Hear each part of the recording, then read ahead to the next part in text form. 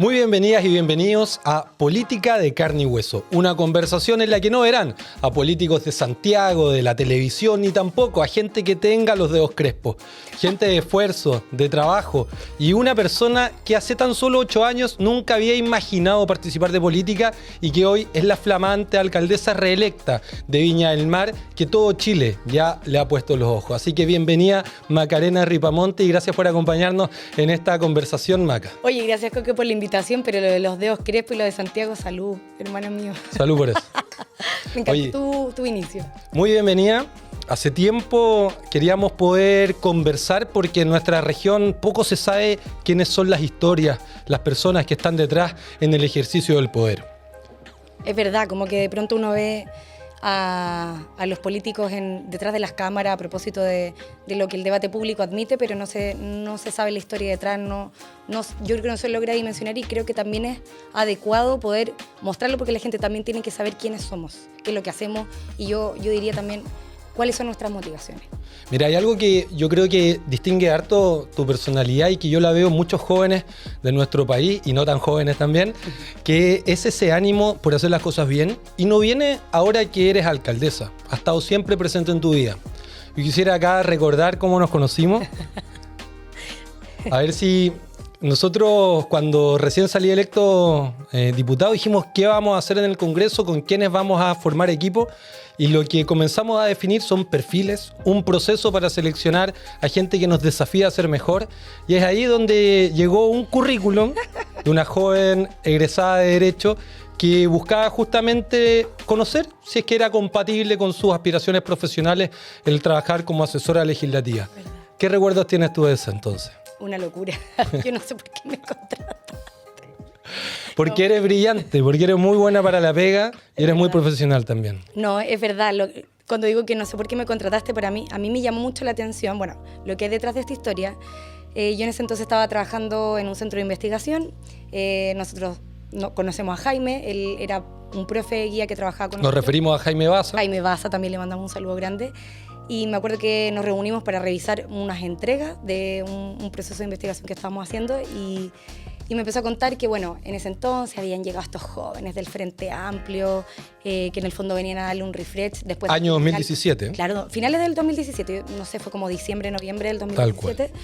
Y me dice, mira, ellos están buscando asesores legislativos, ¿por qué no le das una vuelta? Yo creo que tú te gusta esto, en el fondo como el derecho y aportar. Y yo le dije, malditos políticos, no quiero nada. Como Son todos iguales. de verdad. Y me dijo, pero está bien que lo pienses, pero tienes que ser maduro y por último tener una entrevista con ellos y ve qué te parece. En el fondo, en ese entonces, recuerdo que había un centro, no centro, sino que había un lugar en el que se reunían todos los constitucionalistas en ese entonces de todo Chile, muchos profesores en ese entonces de nosotros, y habían decidido, habían tomado la decisión activa de poder apoyar conceptualmente, teóricamente, los procesos de avance que se venían desde el 2018, además porque era en ese entonces un gobierno de derecha, y parecía interesante. Y recuerdo que cuando fui a la primera entrevista, fue muy loco porque fui demasiado honesta y en ese entonces no me dijiste que si yo había votado por ti. Yo te dije directamente,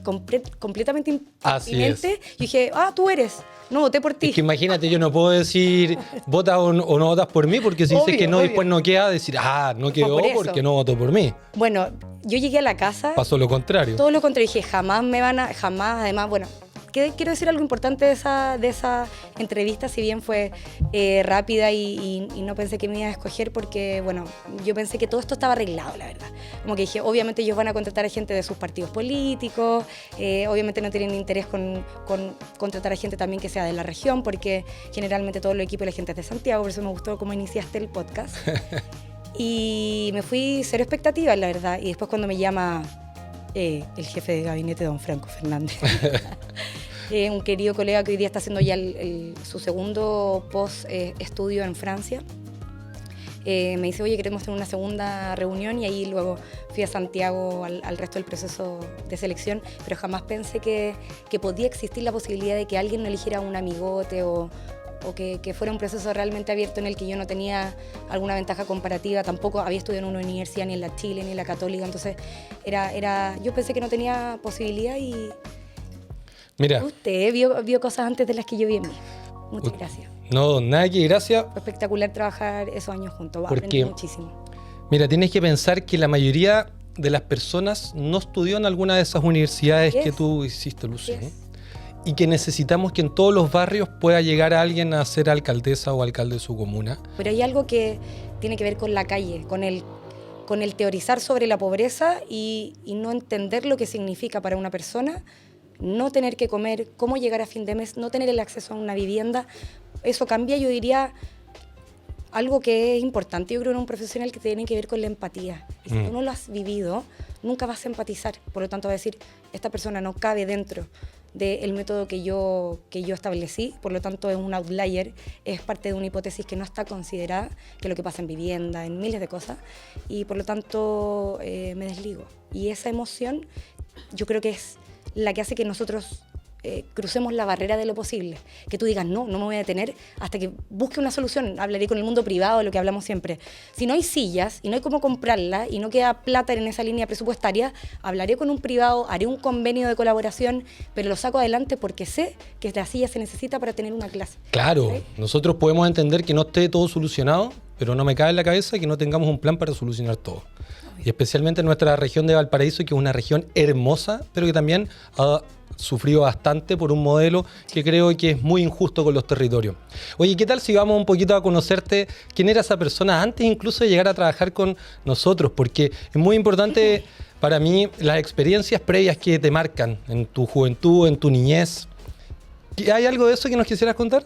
Totalmente. Yo, bueno, jamás en mi vida, y tú lo sabes mejor que nadie, jamás pensé que iba a ser alcaldesa. De verdad que no estaba en mis planes. Me consta. De hecho, los candidatos eran otros. Habían 2 candidatos antes que yo. Pero fue una cuestión bastante circunstancial también por el escenario social y político que había en ese momento. Estábamos en la antesala y en el proceso de una reforma constitucional, que no fue, saliendo de un estallido social que dejó heridas sin cerrar, y el escenario político era distinto.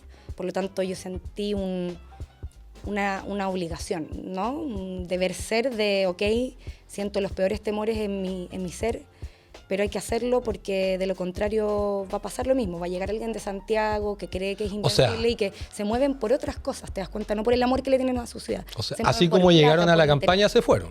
Claro. Por la misma carretera. Yo creo que eso es importante señalarlo porque pareciera desde afuera que a veces las cosas ocurren y porque tienen que ocurrir. Y no. Nada ocurre de la suerte, nada ocurre si no es porque hay quienes están trabajando para que las cosas ocurran. Y ahí yo quiero poder destacar también que tu rigurosidad en el trabajo, tu cariño hacia la comuna, pueden ir muy de la mano porque eres una hija de la comuna. Tú estudiaste en la educación pública de la comuna, estudiaste en la universidad de la comuna, trabajaste en la comuna y desde ahí te postulaste a hacerte cargo de la comuna. Sí, es una historia súper romántica en el fondo, pero creo que tiene un punto interesante porque lo que tenemos que lograr de algún modo es que más personas que no tienen las motivaciones de tener poder por tener poder, finalmente lleguen a ese tipo de espacios. Te voy a dar un ejemplo concreto para que no hablemos tan etéreamente. Las escuelas públicas. Cuando llegamos al 2021, todos conocen el estado de situación financiera, había un default financiero solo en la corporación de 20.000 y en el municipio de 21.000, con 40.000 millones de pesos. Eso es mucha plata. Y cuando yo estaba en campaña, logré conocer la escuela Oscar Marín Socias, una de las 5 escuelas técnicos profesionales que tenemos en la comuna, y tú te pones a llorar. O sea, yo en ese momento me quebré, me acuerdo que estaba con unos vecinos, no tenían nada. Es decir, ahí la especialidad... Esto es en Forestal Alto. Así es. La especialidad es de construcción de estructura, y lo que se ocupaban eran unos palitos para hacer una suerte de pirámides de este tamaño.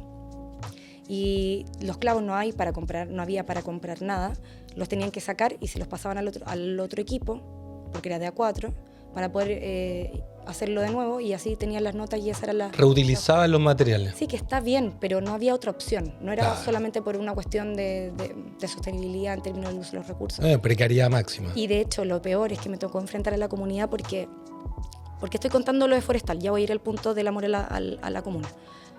Porque se habían adjudicado un proyecto de 300 millones de pesos para arreglar esa escuela y la plata no estaba. ¿Cómo? No estaba. Me ¿Se dijeron, perdió? ¿cuándo parte la licitación? Porque estamos súper preocupados, no tenemos baño, no tenemos nada. Todavía había parte de donde estaba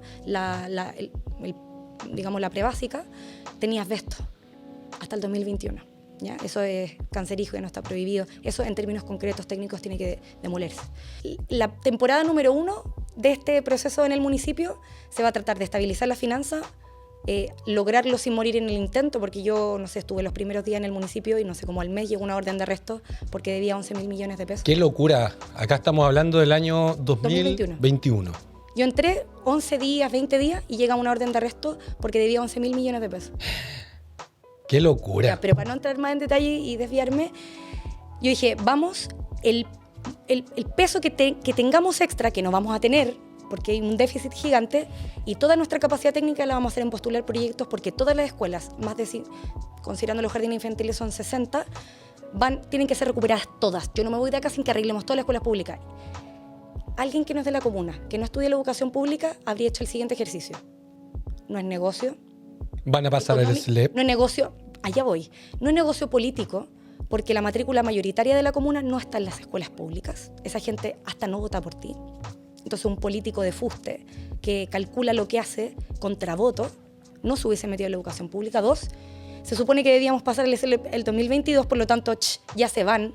No sería mi problema, pero logramos en 3 años intervenir todas las escuelas públicas por primera vez en la historia. Hay escuelas... En infraestructura. Todas. Es un ejemplo concreto. Ahora, que no da lo mismo por quién si vota. está lloviendo par de goteras, en algunas que siempre tienen que existir mejoras, pero no se van a parar las clases por la lluvia. Pero como esta es política de carne y hueso, al final de cuentas, la carne y el hueso de Macarena Ripamonti, ¿cómo está? ¿Cómo haces para poder mantener una vida dentro de todo sana entre una maquinaria de tanta exigencia? Yo creo que el gallo que no está afectado en esto tiene otro grado de problema. Es un autómata. Me encantan las palabras que empleas, pero yo creo que es más profundo que eso. Muchos de esos por aquí. Bueno, dicho eso... Pero no vienen a este programa. Sí, pues obvio, porque además no tenemos los dedos crespos los que venimos para acá. Ya. Bueno, pero con terapia, yo cuando tomamos la decisión de esta locura de ir al municipio y de volverme una alcaldesa, sabía que eso iba a fracturar de algún modo mi forma de ser. Y yo tuve la suerte de que me leí un libro... siempre se me olvida el nombre. ¿Cómo se llama esta política maravillosa de los años 90 que falleció de un cáncer? Laura Rodríguez. Laura Rodríguez del Partido Humanista, pequeñito, que se llama Virus de Altura. Y ella, en el fondo, hace el ejercicio de autoanalizar su transformación en política y se da cuenta que se pone un poco más soberbia, que no le gusta que le interrumpan, y se empieza como a adaptar a esto que todo el mundo te dice alcaldesa, o en este caso ella parlamentaria. Como que la gente se olvida de que llega ahí porque hay una serie de circunstancias.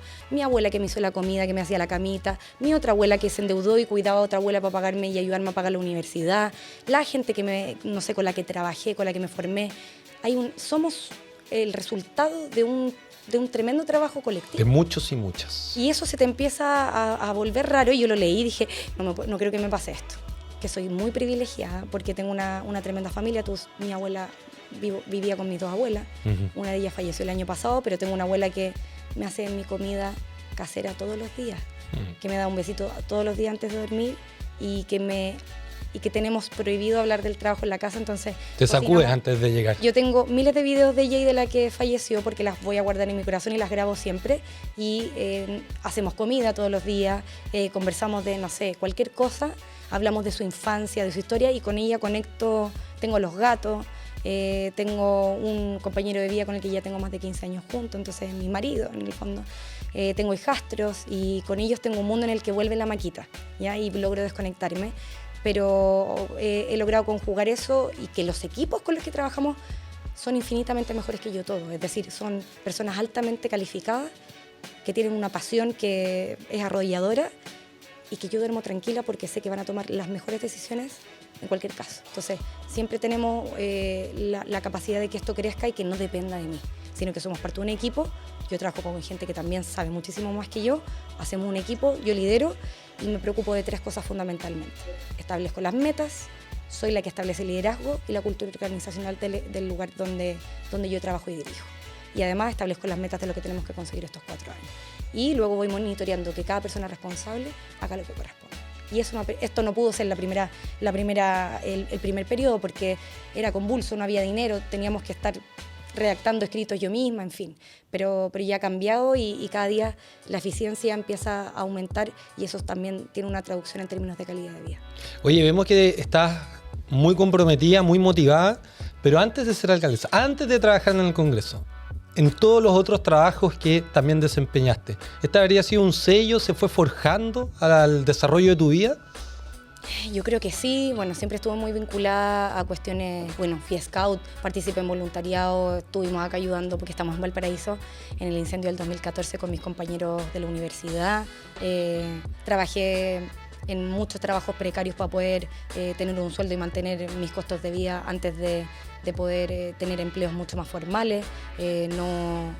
No tenía alguien que me pudiese ayudar y además soy primera generación de mi familia nuclear. Entonces mi mamá tenía que trabajar, mis abuelas también tenían que trabajar y yo tenía que aportar en la casa y desde, no sé, de los 16 que trabajo, porque era yo la que tenía que pagar el internet, si no había en la casa, pues no era una prioridad, no había posibilidad. Entonces creo que eso también va forjando y como te decía antes, creo que de algún modo empieza a forjar una cuestión que no tiene que ver con la aptitud política o del liderazgo exclusivamente, sino con la empatía y con los lentes, como que te da una visión diferente y tú decís, oye, hay que sacar esta cuestión adelante igual. Todo el rato. Yo creo que eso es algo que es un sello tuyo, lo veo, y también intento practicarlo porque el dinero no es nada más que un papel que compra ¿Cómo se va bien? Privilegio, pero en la práctica todos valemos lo mismo.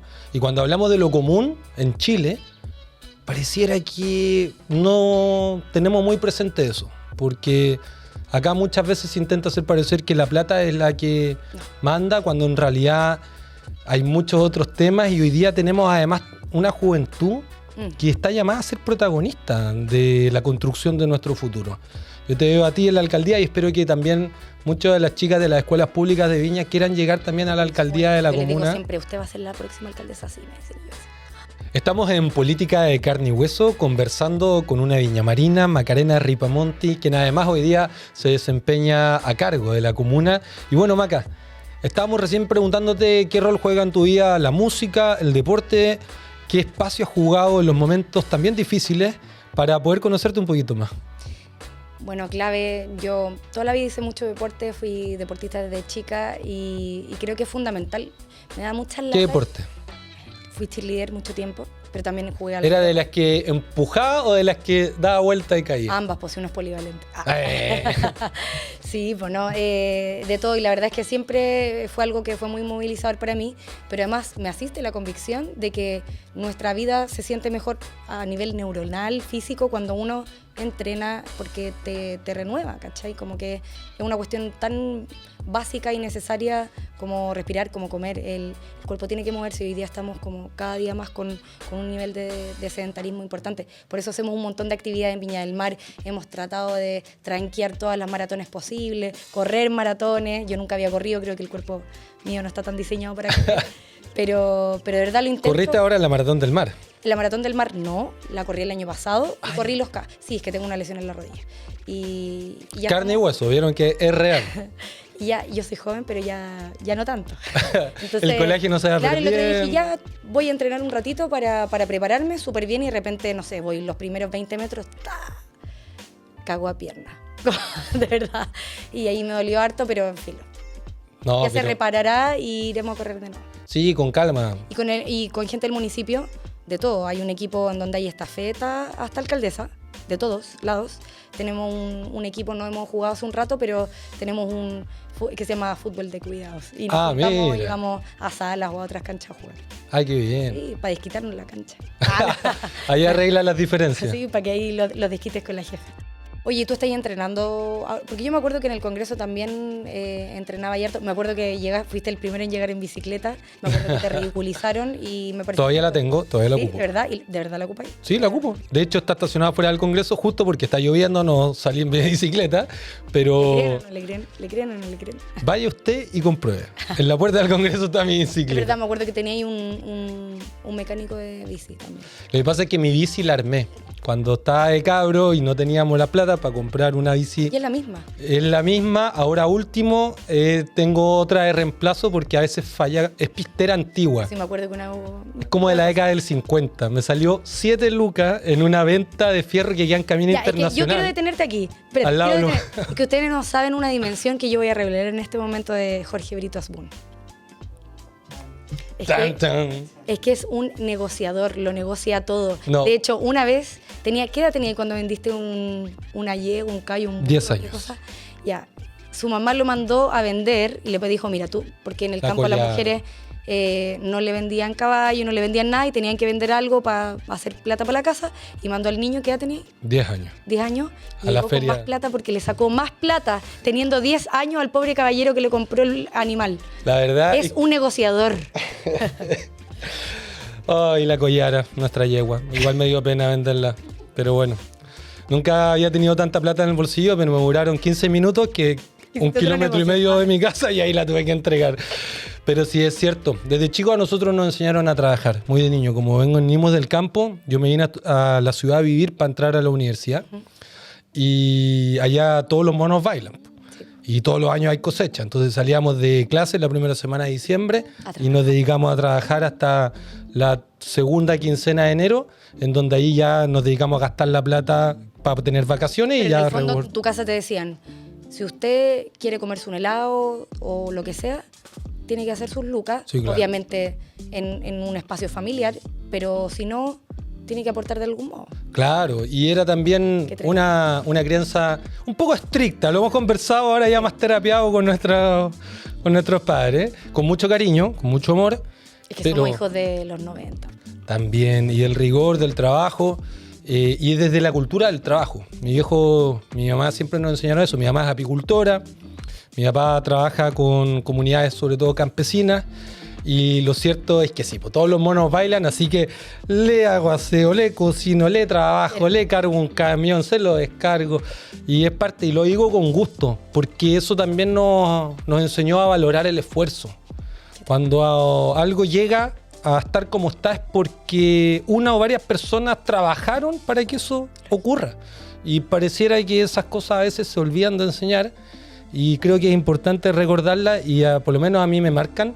Y acá en Valparaíso, en Viña, creo que en toda la región hay comunidades que también son de esfuerzo. Mira, a mí me gusta que diga eso porque hay un tabú sobre nuestra generación y yo creo que también enganchamos en ese momento, sé que fue así, lo hemos conversado, a partir de que nos une una historia que igual tuvimos un contrato de subordinación y dependencia, tuvimos que trabajar desde chicos por diferentes razones.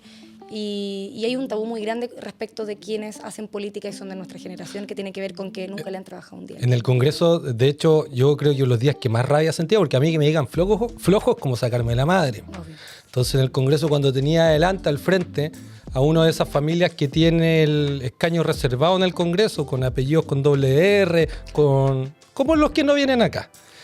Y efectivamente ellos nos dicen, ustedes que nunca han generado trabajo, que nunca han trabajado, y digo, oye, tranquilo, porque antes de entrar acá sí generamos trabajo, tuvimos una empresa de eficiencia energética, instalamos paneles fotovoltaicos, pero además también he trabajado toda mi vida. El instalador, el comprador, el que hacía todo. Hacíamos toda, gerente, conductor, instalador. Es que parece una empresa de energía renovable, pero era... Aparte con un nombre gringo para que suene como... Que pega, pero la verdad es que éramos nosotros, y lo digo también con orgullo porque es parte del esfuerzo que nos ha permitido salir adelante, y además también en el Estado tiene que haber gente que sepa de trabajo, porque si queremos que el país mejore, lo primero que tiene que mejorar es el Estado. Obvio, me acuerdo cuando... La gestión. Cuando estábamos en el 2000, es que eso es lo que me da rabia, porque en el fondo muchas de las ideas, de los prejuicios, de las construcciones que tenemos en nuestra cabeza son a partir de lo que escuchamos. Por ejemplo, yo me acuerdo que en gobiernos anteriores era como los mejores, los gerentes. Claro. Y me acuerdo que uno de esos ministros en esos gobiernos era una persona que su trabajo fue estar en el Congreso toda su vida y antes en cargos designados, desde que tenía menos edad que yo, que cuando fui alcaldesa.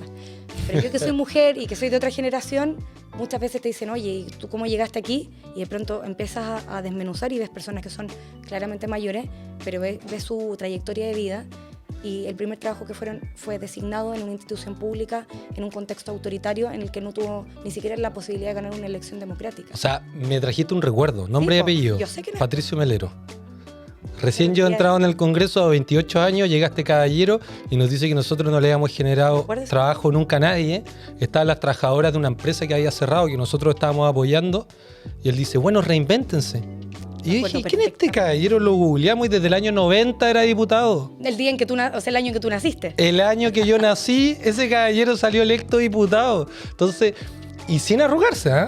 Con seguridad, con convicción. Y uno dice, pero bueno, por eso esa gente tiene que ir saliendo y la gente común y corriente de los cerros, de los barrios, tiene que tomarse el poder en el país. Y se puede. Yo sé que es algo muy ajeno a nosotros porque si tú no vives la política, en tu casa no se habla de política como era mi caso, es muy lejano, pero no hay que tener necesariamente atributos especiales, es decir, claramente hay que tener un grado de preparación y obviamente hay que tomarse esto como un trabajo serio, tener mucha disciplina, es algo que... Eso sí que sí. Que hemos compartido, me acuerdo que en esos años también trabajamos con Tomás nos conocimos desde el 2018 y compartíamos entre nosotros la idea siempre... Tomás Bodanovich, sí, decimos, alcalde de Maipú. Con Tomás trabajamos. Saludos, Tomás. Tú sí eres santiaguino y podrías estar acá, en verdad, no tienes los dedos crespos. Eso, yo creo que él es una excepción. Él es una excepción. Sí, me encanta. Bueno, y trabajamos con Tomás en esos años y siempre había una cuestión muy, muy importante en torno a la disciplina, el capacitarse, pero también en formar tu liderazgo y llevar ese set de valores que a veces es la idea de que vienes de otro lado y que también puedes hacer el trabajo con calidad, con eficiencia, con rigurosidad y que esos son tus valores, o sea, se puede y hay que tratar de entusiasmar a más jóvenes para que se vinculen y crean en ellos. Porque al final, en el fondo, como que este tipo de políticos, los que no vienen a estos espacios, te dicen, creen demasiado en ellos. Nosotros somos los mejores. Tú que no sabes, de hecho, una dijo que tenía más valor su voto que el de otro, ¿te acuerdas? Ah, sí. Nosotros que somos las personas excepcionales, nosotros somos los capacitados para decirte a ti qué tienes que hacer. Y a mí no me parece.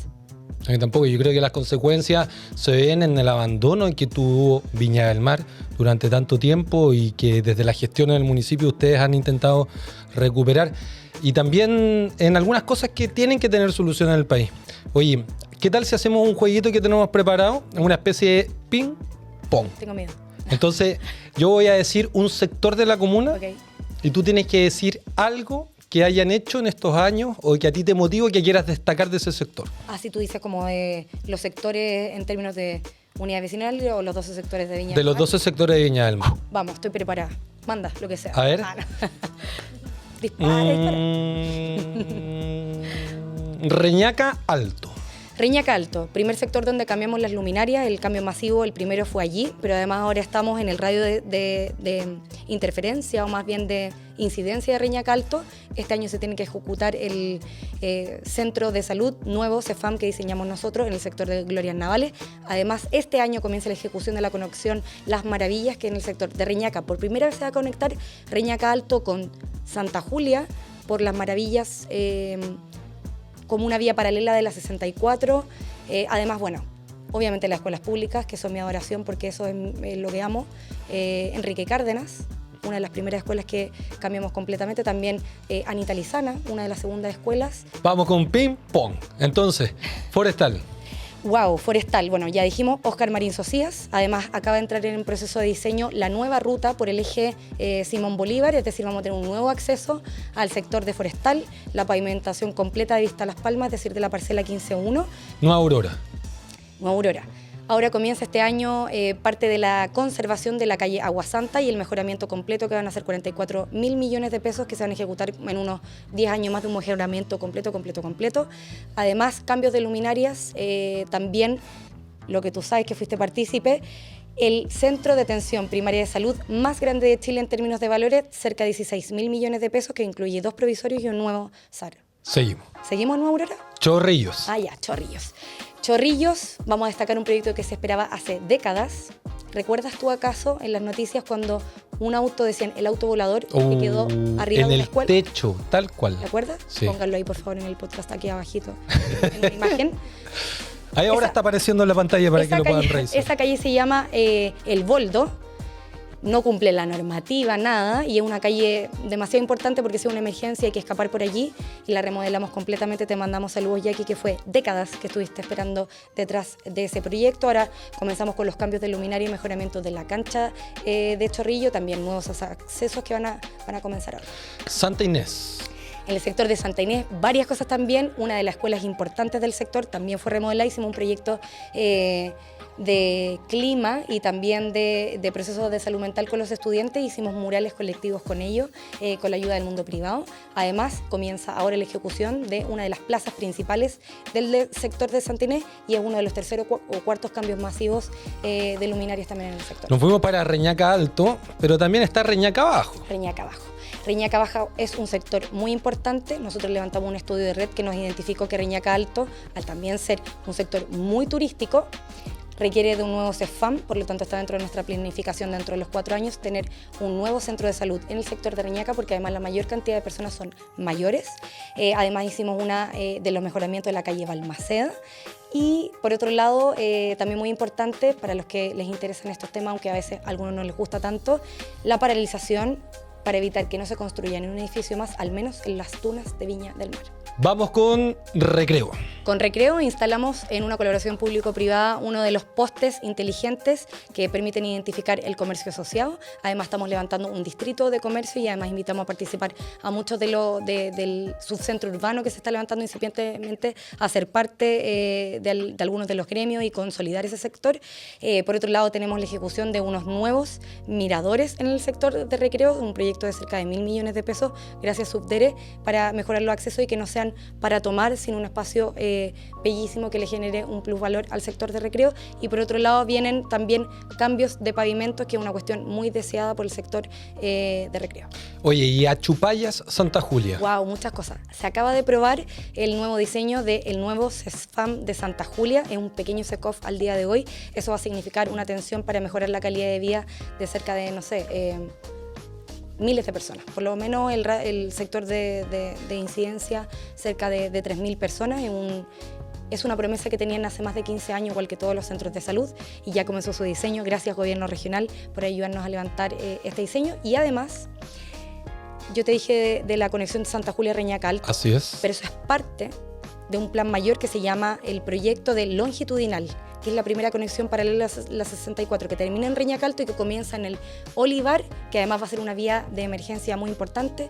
Tienen que pensar que el sector de Santa Julia y Achupayas concentra a mucha población muy popular, ahí hay campamentos, y la mayoría del sector, por no decir el, no sé, 90% de ese sector es irregular, es decir, que se fue consolidando y que las calles no son calles, por lo tanto no pasa la micro, en fin.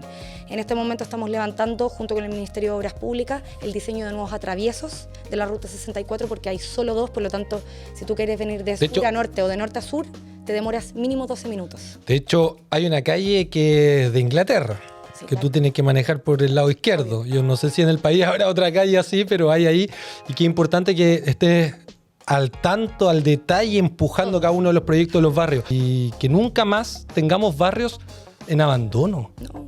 Barrios desordenados, sin vías de evacuación. Eso es importante. Qué bueno que todas estas obras se concreten. Que no tenemos dudas que con tu liderazgo así va a ser. Oye, mira, si siempre es difícil. Y lo importante es que no estamos aquí para hacer las cosas. No estamos en comunas donde todo está resuelto, estamos donde es difícil, donde hay que ser creativo, donde hay que empujar, donde hay que trabajar. Y yo les digo a los vecinos, los van a volver a traicionar y 1000 veces les van a prometer cosas que no son. Pero ustedes organícense, aprendan, sepan lo que tienen que pedir, exijan. Y yo creo que empoderarlos a ellos es un factor de protección, porque el día de mañana no les tienen que meter el dedo en la boca, eso es lo que yo les digo. Digo exactamente lo mismo, pero con otras palabras, porque al final de cuentas nosotros vamos a pasar.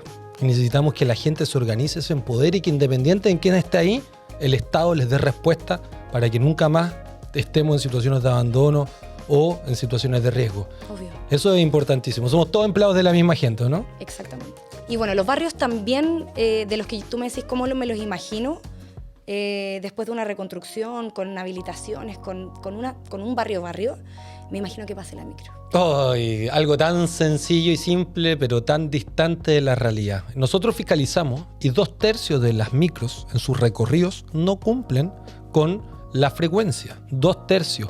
Y el problema es que aquí ha habido un gremio intocable, salvo que el actual gobierno les cortó el contrato y está llamando a una gran licitación que esperamos el próximo año se vean los resultados en la calle, pero mientras tanto es necesario proteger la vida de los usuarios también del transporte público. Obvio, pero que pase la micro. O sea, en este análisis de estudio de Santa Julia a Chupaya, tú puedes ver que no existe ningún transporte que vaya al sector, por ejemplo, de Manuel Bustos. Ninguno. Es que ¿Cómo tú vas a trabajar? ¿Cómo llegas de tu trabajo? ¿Cómo vas a poder encontrar un empleo? no puedes, ¿Cómo no tienes llevas a los libertad. niños al colegio? No tienes libertad. ¿Cómo lo haces? No tienes libertad. Es brutal. Es brutal y el problema de eso es que la ciudad era muy distinta cuando se fijaron estos recorridos. Por eso la nueva licitación trae nuevos recorridos, pero mientras tanto es importante asegurar la vida de los usuarios del transporte público y por eso nosotros hemos hecho una invitación a la gente a no normalizar la violencia, a denunciar siempre y de esa manera también empujar nuestro proyecto que establece un agravante a las infracciones de la ley del tránsito cuando éstas las comete un conductor del transporte público. Perfecto, como en términos penales eso significa entonces Sí. un agravante. Es que mira, ¿Y cómo va avanzando ese proyecto? Qué interesante.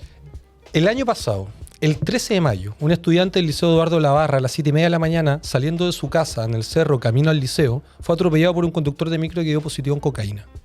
La semana pasada, un conductor de la 501 de Placeres, que tú sabes, recorre todo Valparaíso, desde la parte alta de Placeres El recorrido de... hasta Playa Ancha, dio positivo en cocaína, poniendo en riesgo no solo a quienes usan la micro, sino a todos los que están en la vía pública. Por eso este proyecto de ley para nosotros es importantísimo para asegurar la vida de quienes somos usuarios del transporte público y transitamos por la calle, y ahí estamos pendientes que lo tramiten en la Comisión de Transporte. Así que si usted quiere hacer fuerza, encartado, métase a cámara.cl, Comisión de Transporte, e escriba para que tramiten el proyecto de protección a usuarios del transporte público. Con la coordinadora de dirigentes de Viña del Mar y Valparaíso estamos haciendo la fuerza para lograrlo, pero esto tiene que ocurrir.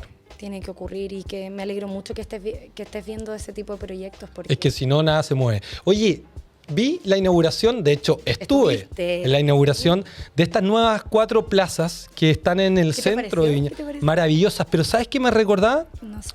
Cuando yo era chico, 10, 11, 12, 13 años, y íbamos a callejear en Viña del Mar en invierno y llovía, si tú estabas al lado de Agua Santa, Al lado sur. al lado sur, no podías cruzar al lado norte de la comuna. Eso que ahora se ve Viana y Álvarez, en realidad tenía un muro de tierra y arriba pasaba el tren.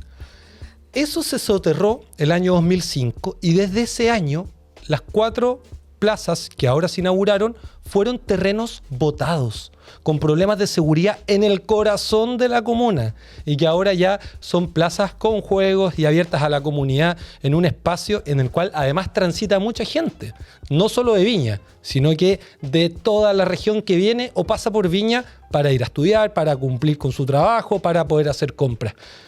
Bueno, tú te acuerdas muy bien y siempre hay una cuestión de como que el pasado siempre fue mejor, pero no. Ahí estaba lo que se denominaba la calle Bon, que era un lugar donde en la noche había de todo. O sea, la gente se juntaba a carretear en la línea del tren. Era chica, mi tata trabajaba en un restaurante, en una chopería que se llamaba El Tentempié, que quedaba justamente en la calle Quillota. Y yo lo iba a buscar porque me regalaba una Cherry Coke en ese tiempo y ella vendía un huevo y una vez me decía, ¡ah, la boca! Y me metió un huevo de pescado. ¿Yo qué es? Vendían pescado en ese lado y carreteaban en la noche y era un lugar súper sucio. Y claro, fue una gran obra el soterramiento del tren, permitió además la densificación y que llegara más gente. Y ese lugar quedó botado hace 20 años. No, es una locura y no se había hecho el proyecto. Hasta hace 4 días en los cuales ya se inauguró estas 4 plazas. Así es. Y que es parte, creo yo, de los símbolos de la recuperación, que junto con el Teatro Municipal, que está a una cuadra ahí y se reabrió también en tu gestión. Yo me muero porque es que ahí mi abuela bailó, mi graduación del jardín estuvo ahí, bailé un montón de veces. Entonces, a eso me refería con lo que te decía antes, ¿no? Como hay que abrir esto y remar para que las cosas salgan y recuperar esos espacios que al final nos los quitaron. Hubo personas que por 14 años no... Estuvo cerrado. 14 años. Un teatro público, abierto a la comunidad. La Quinta Vergara todo el año también con panoramas culturales. Yo quería aprovechando ya que estamos en la última, me imagino, quería recordarte, Maca, que hay personas que te tienen muy presente a pesar de que yo creo que no las has visto en años. Y ellos son las caletas de pescadores del país. Hace Pésimo, no ha ido. 7 años más o menos, Hicimos un recorrido por distintas caletas preparando sanear la ley corrupta de pesca. Y nadie nos pescaba. Nadie nos pescaba, nadie nos daba bola. De hecho, lo primero que impulsamos fue el fin al arrastre para la jibia. Me acuerdo. Nadie sabía qué era la jibia, no sabían si era un pescado, un calamar, un marisco. Es un calamar por si acaso. Pero fue una locura y yo te quiero dar un poquito los resultados a 5 años de la ley de la jibia, que es algo que hoy día ya hemos podido constatar. Cuando... Sí, escuché que le decían jibia a la hamaca. Sí, le decíamos jibia a la hamaca. Porque la hamaca era increíble, que trabajaba con todas las manos. Las jibias tienen varias manos. ¿Y cuántos corazones? 3 corazones. Muy bien. 3 corazones. ¿Cuántos tienes tú? 1. ¿Viste? Las jibias tienen 3. Y... Jeez. Y la jibia, el año 2019, pesaban 5 kilitos antes de que prohibiéramos la rastrera así. La industria pagaba 200 pesos el kilo de jibia. Hoy en día la jibia pesa 20 kilos. Es de mi porte. Es del porte de la hamaca. No. Y tiene además un valor el kilo de 1.300 pesos, 1.500 pesos. Maravilloso. En la caleta Portales tienen hoy una planta procesadora de jibia. Y con eso además se han exportado 170 millones de dólares en ¿Y te jibia. acuerdas el lobby? Bueno, Feroz. yo estaba ahí, hicimos el proyecto, Coque necesitaba tener un golpe de efecto porque la recaudación de los pescadores, que además es una actividad, un oficio ancestral, digamos. Y viven el día a día. Y viven del día a día y hay toda una cultura que hay que rescatar y cuidar. Y fue como ya, démosle con la jibia. Si no se pueden todos los recursos, partamos de a poco. Es que están peleados los pescadores entre todos y lo único que lo unía era la jibia. Yo creo que eran los 3 corazones. Sí, qué buena analogía. Y te acuerdas que empezaron a llegar correos de todo el mundo que va a fracasar Chile, la economía se va a caer, las empresas se van... ¿Te acuerdas que traían a trabajadores buses de empresas, buses, decían todos ellos se van a quedar sin trabajo? Y yo también me aterraba y me acuerdo que el jefe decía, necesito evidencia y necesito un análisis porque quiero hacer las cosas bien, quiero aquí disciplina y necesito controvertir toda esta información, no para tener la razón, para saber si estoy equivocado y si estoy equivocado, corregirlo. Y le sacaba los datos, los números y le decía, estamos bien, Jorge, esto no va a pasar porque aquí... Y lo hiciste. Muy bien, felicidades. Gracias, Mac. Hoy día existe ChatGPT. Claro, nos hubiésemos ahorrado unas noches de trabajo, ¿verdad? Sí, pero es bonito ver cómo da resultado, porque ya despachamos la ley de fraccionamiento de la comisión mixta en torno a las cuotas. La pesca artesanal se reivindica en cuanto a cuotas de captura, y eso es importante no solo para los pescadores, sino para toda la gente que vea que una ley que terminó con una diputada y un senador en la cárcel se tiene que rehacer. No puede quedar vigente. O sea, a los que les gusta defender el Estado de Derecho, ¿qué Estado de Derecho si la corrupción está vigente aún en la ley? Lo que estamos haciendo siento que es importante y te lo traía a colación porque los pescadores siempre se acuerdan de ti y eres muy bienvenida en todas las caletas. Sí, me encanta. Yo les tengo un montón de cariño porque eran personas muy generosas que nos explicaban. Eso me encanta porque... Saben mucho. Es que eso es. Es sabiduría popular. Eso es. Yo le digo a mis vecinos, el plano loteo, ya, ¿cómo era? Ataca. Les voy enseñando porque al final ellos tienen que ser los expertos porque ellos son los protagonistas, ¿te das cuenta? Y ellos encarnan mucho eso. No, son maravillosos y son generaciones y generaciones de pescadores. Yo la primera vez que fui a la mar con el tandero, el Loro Pérez de Caleta Portales, que en paz descanse. Cuenta que te mareaste, sí. Vomité como... Es que, oye, uno dice que piensa que el botecito va navegando, pero cuando ya sale de la bahía, llega un momento en el cual no ves el horizonte, solo ves paredes de agua entre medio de la ola, y los viejos se mueven del bote para allá, para acá, trabajan, cargan, y uno está ahí... Claro. Es estar en el tagado durante 5 y en el caso de la jibia durante 15 horas. Es una locura y además muy duro. Es importante porque no solo es por el pescador y su economía local, sino por la orientación, y eso me gusta porque lo veíamos también con las Fuerzas Armadas, la orientación en torno a la vocación de Chile. O sea, exacto, nosotros somos un país oceánico, es decir, tenemos más mar que tierra. Ay, no me abres ese portal que da para un capítulo entero, no, pero es que yo lo digo todo el rato. Si digo, dibújame el país, muy probablemente me va a dibujar solo la tierra. Y la tierra de acá, pues no va a dibujar la tierra del archipiélago Juan Fernández ni Rapa Nui. Quintuplicamos el territorio mucho más. ¿Y sabes cuál es el principal espacio común que tenemos las chilenas y chilenos? Es el mar. Es el mar. Y por darle la espalda permitimos que 7 familias de la pesca industrial lo acapararan, pero ya le hemos quitado esas autorizaciones a perpetuidad y estamos reivindicando la pesca artesanal. En esto... Yo creo que lo que te tengo que decir es que continúes así, que ojalá tu liderazgo inspire a más personas porque necesitamos esa pasión, ¿viste? Que a ti también te sale por el trabajo que haces y te tienes que sentir orgulloso de todas las leyes que sacaste y ojalá que puedas seguir en el Congreso. Yo creo que muestras una línea de trabajo que es la que trabajas tú, la que trabaja Tomás, la que trabajo yo, que ha sido un sello, diría, como disciplina, establecer objetivos, métodos.